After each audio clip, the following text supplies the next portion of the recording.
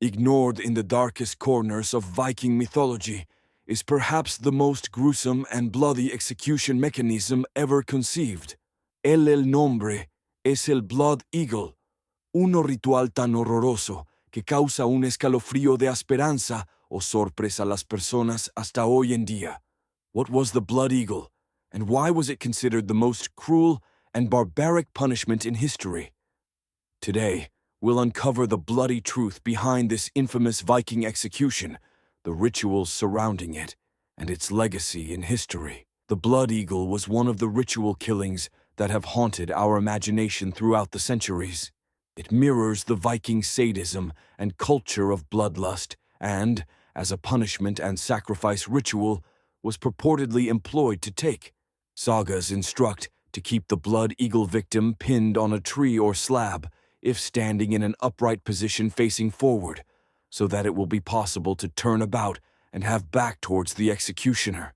The executioner's sadistic interest would begin cutting into the back and rib meat, down the spine, cutting outwards so inner organs become exposed, and that was only the beginning.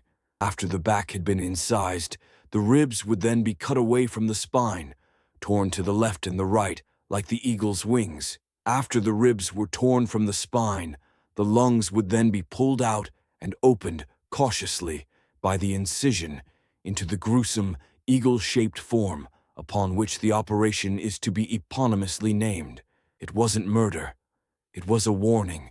The Blood Eagle was reserved for that one who had been discovered to be a Viking's foe, or as people who had done something shameful against the Norse folk. It wasn't death instantly, though. Instead, victims would typically stay awake as they endured the torture, crying out in pain as their ribs were cut with intent and lungs removed. The entire process would have taken hours, depending on the skill of the hangman. And to add a little sadism, if all this was not enough, the heart of the victim would still be whole and pumping away as the bird-like appendages were being severed. It was punishment. And notice, a horror ritual to shatter the morale of the enemy and turncoat.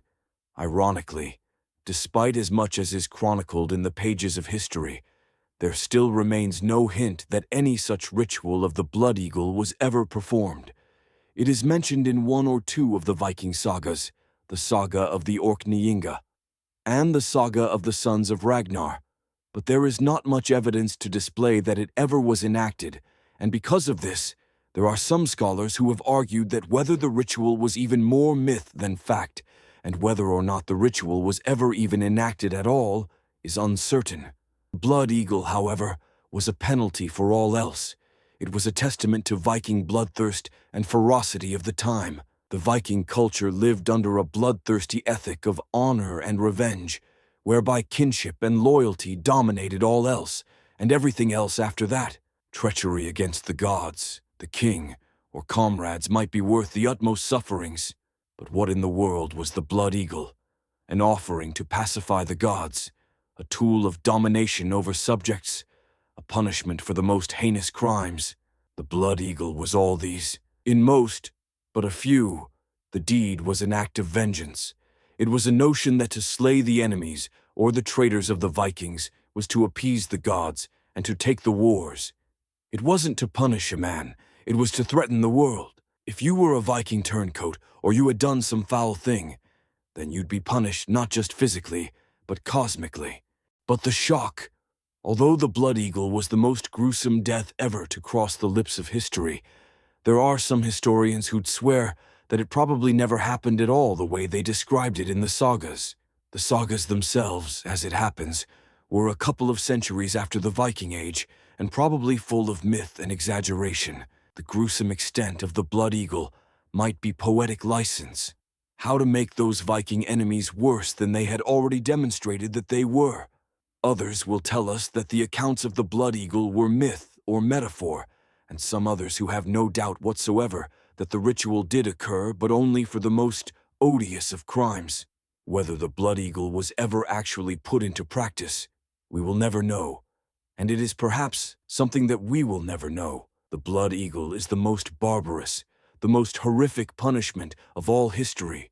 Whether it really was inflicted or not, it does disloyalty to the grim, unromantic face of Viking law, to the cruel code on which they lived.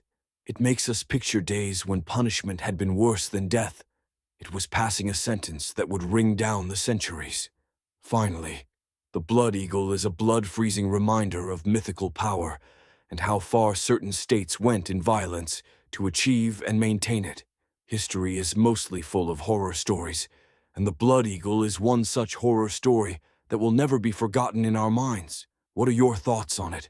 Was the blood eagle really a form of execution, or was it part of sensationalized Viking mythology? Let us know in the comments section below. Don't forget to like, subscribe, and hit that notification bell for more in-depth analysis of the most gruesome and fascinating aspects of history.